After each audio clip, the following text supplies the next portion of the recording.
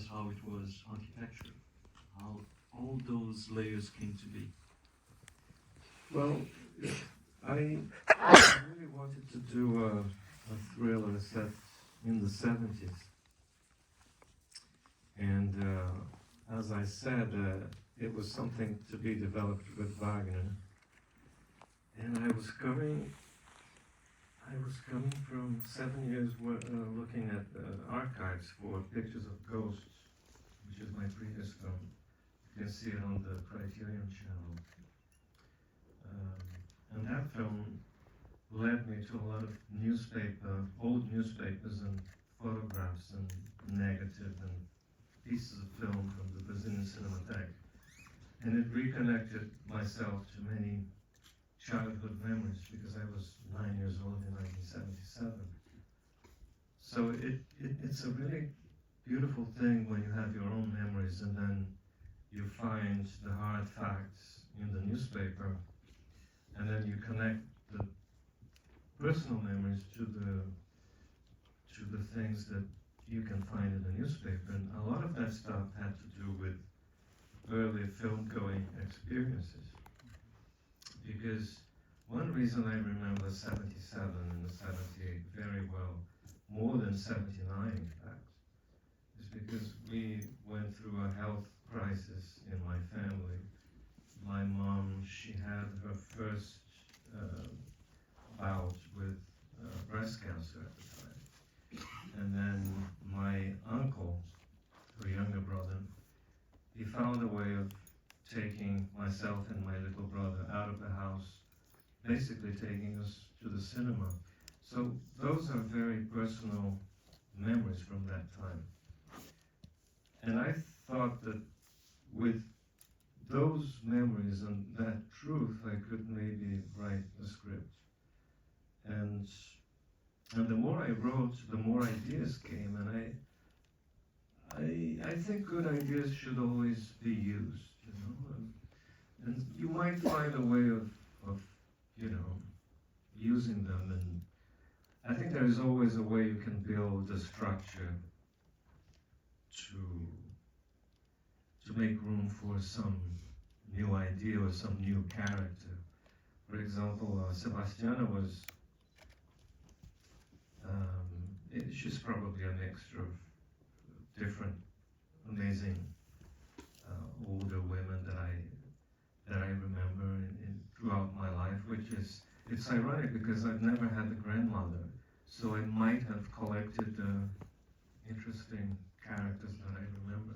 So it's really hard to discuss the structure because the structure was written over less than 2 years. That's the time it took for me to get the script ready.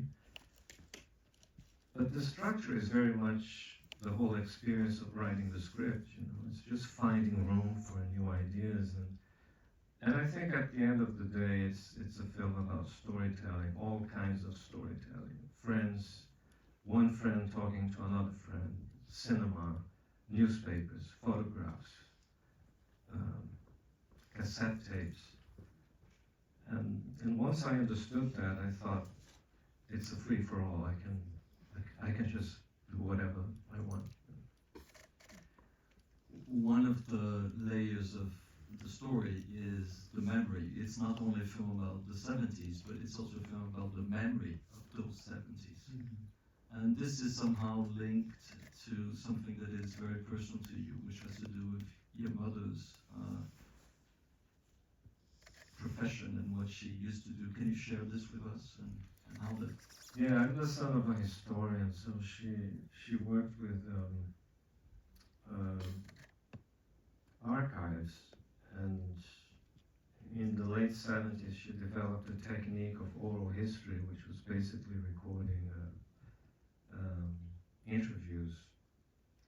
But the thing is, she didn't only record interviews with the people in power, she recorded interviews with those who would not normally be interviewed. And then I grew up seeing her come home at night with a Panasonic tape recorder and a box of tapes. And all of her interviews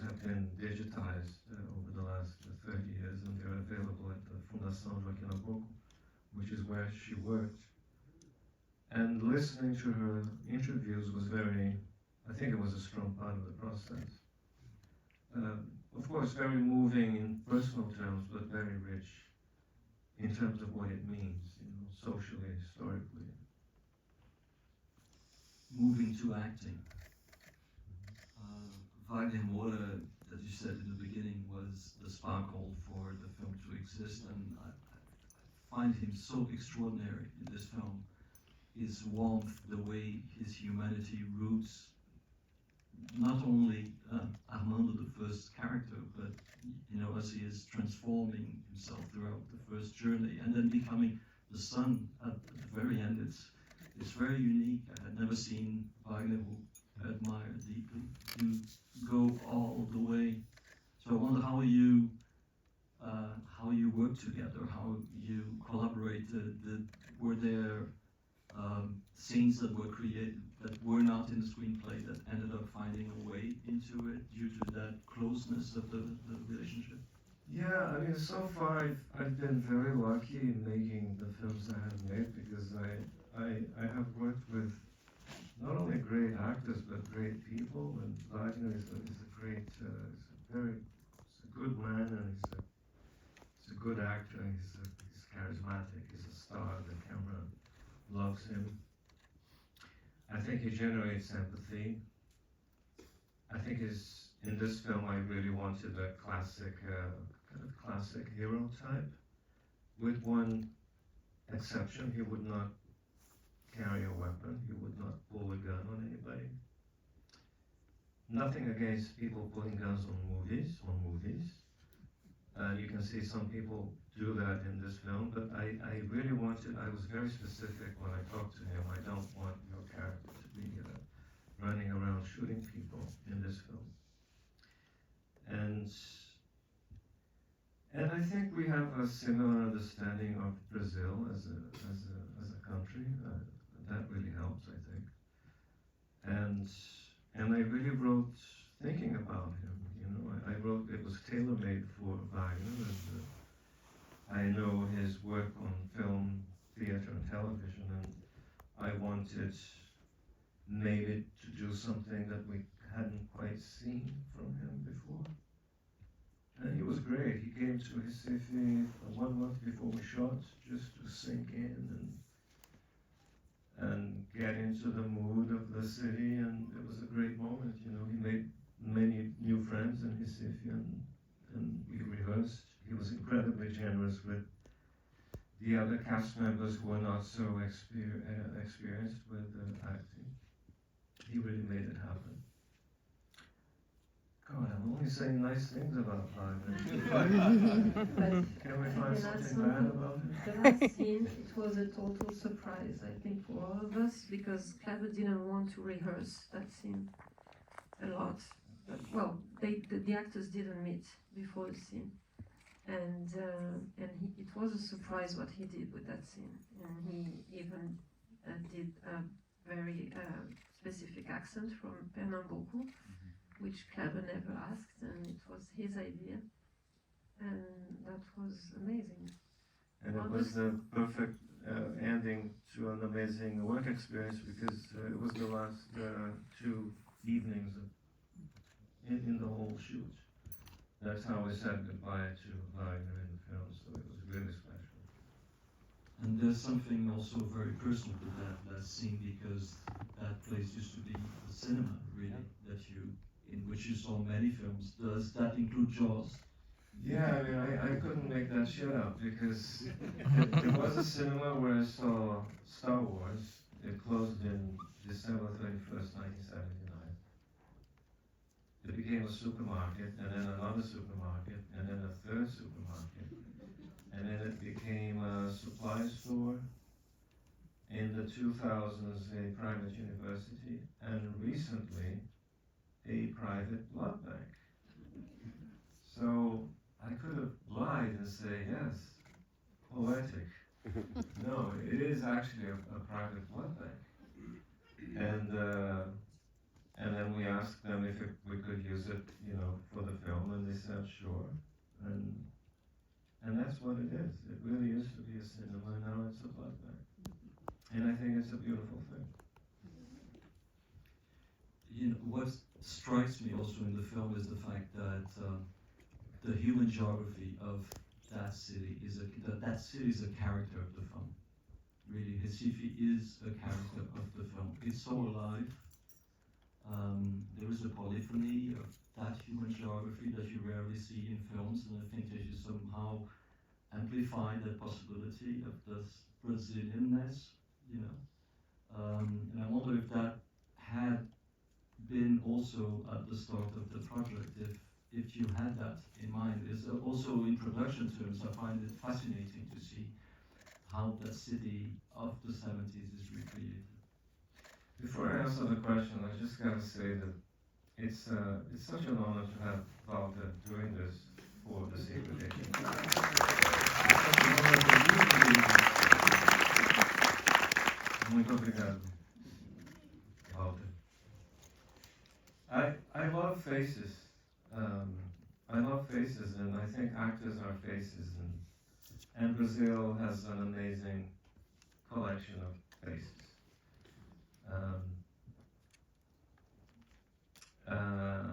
I have to say that Central do Brasil has an amazing collection of Brazilian faces. That film struck me many years ago when I saw it for the first time. And I think all films from anywhere should always carry, you know, the biggest amount of faces, depending, of course, on the plot and the story.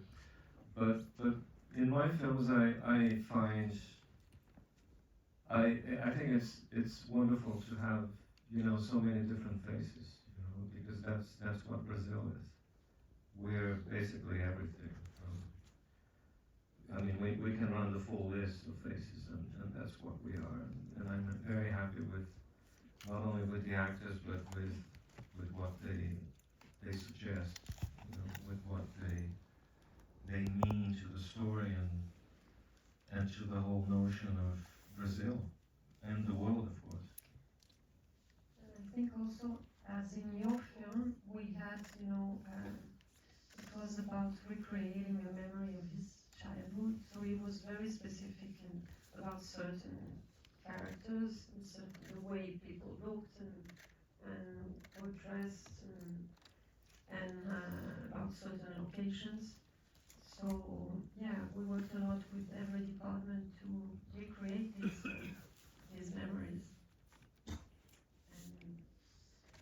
And yes, like for example, the extras were really important in that film, and we were very specific about choosing every extra in each scene. Yeah, it's really interesting not to treat you know, the extras as extras, but they are extras, yes, and sometimes I mean, it's really about treating them as they're actors, you know, all of them are actors, and I think Bacurau was a great experience that I had. Dona Sebastiana was an extra in Bacurau. She was.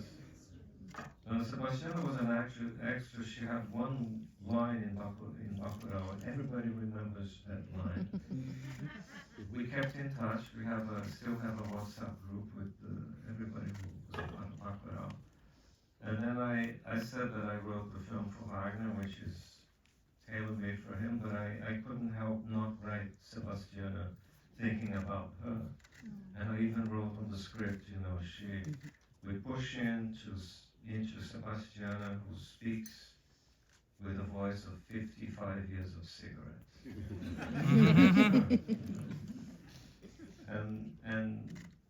And now she's about to become a star, I think, in Brazil. Yeah, she's Deservedly. yeah, she's wonderful. She's an amazing person. I remember the first time I saw the film, that was the first question. Who is Tania Maria. Maria, her name? She's extraordinary in the film. The freshness of the performance. There's a master of Brazilian cinema, Humberto Malo, that used to say that cinema, in Portuguese, cinema cachoeira, a bad translation would be cinema is a waterfall, in the sense that a film should have a musical structure and actually be constructed in such a way that every scene will somehow reverberate in the following one, and in the following one, and in the following one. And I think that your film has that unique quality that is very rare. It does have a musical quality. And I wonder how you thought about the grammar that you ended up embracing, and how you started to think about the scenes and the internal movements in the scene, and the space that you leave unfilled. That I loved also about the film, the silences, and the fact that you invite us to actually complete the film. I think some ideas there written into the script. For example, the two hitmen, they get a photograph of who they're supposed to look for, and that's Wagner's character, and we cut to the picture, and then we cut to Wagner's open mouth being, getting a dental exam, which I think is an interesting cut, but you don't know until you see on the edit, So one thing carries on to the next. But it's a very hard question to answer because it has to do with rhythm and with the editing and some of the ideas that are written into the script, as I said, but I think the film has to move from one sequence to the next, and then the storyline is, sometimes you don't really have to answer all the questions, but then if you have the point of view of the main character, it doesn't have to tell you everything that's happening in his life, but hopefully it will be interesting for you to follow him around and to get a sense of what's happening to him. But it can be challenging. For example, it takes quite a while to get the full picture, but I hope that it would be interesting and that you would be invested. So we never know. It's always a mystery. I find We're getting lights. yes. I find that the film rests on its continuous originality also, and one of them being some really interesting elliptical cuts that you create, and the fact, for instance, that the death of the main character comes out, as we heard 5 minutes ago, like in real life in a newspaper. It's already memory in many ways. You don't have to explain that because you actually know. Yeah. Can you talk about that? Yeah, I tried to write the sequence where he dies, the ambush, but I couldn't even finish it. I did not want to shoot that sequence. And it occurred to me, I remember this, when I was a child, I saw on Brazil's biggest magazine at the time, which would be similar to Life magazine, Brazil, Manchete.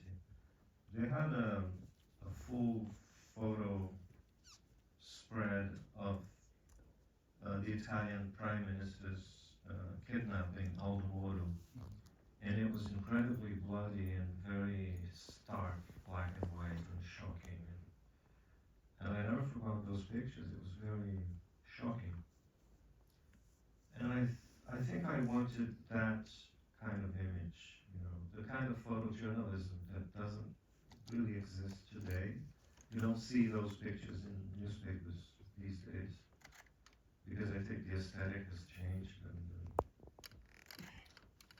and I wanted the information to be visual rather than discussed.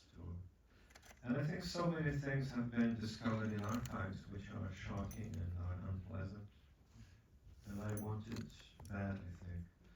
My first assistant, Felipe, he was very concerned during the shoot. He asked me about 4 times if I didn't have a plan B. And I said, no, that's what I want to do. I hope it works. And I think it worked. Some people actually say, I paid for the ticket and I want to see what happened to him. I'm sorry. That's what happened to him. You don't get an action scene with that character dying. One aspect of the film that I also find striking is one that we sometimes don't speak about, which is the sound, all the layers of sound. I find the film very polyphonic in terms of its human geography, but also polyphonic in terms of the sounds. Can you talk a little bit about how that was actually conceived?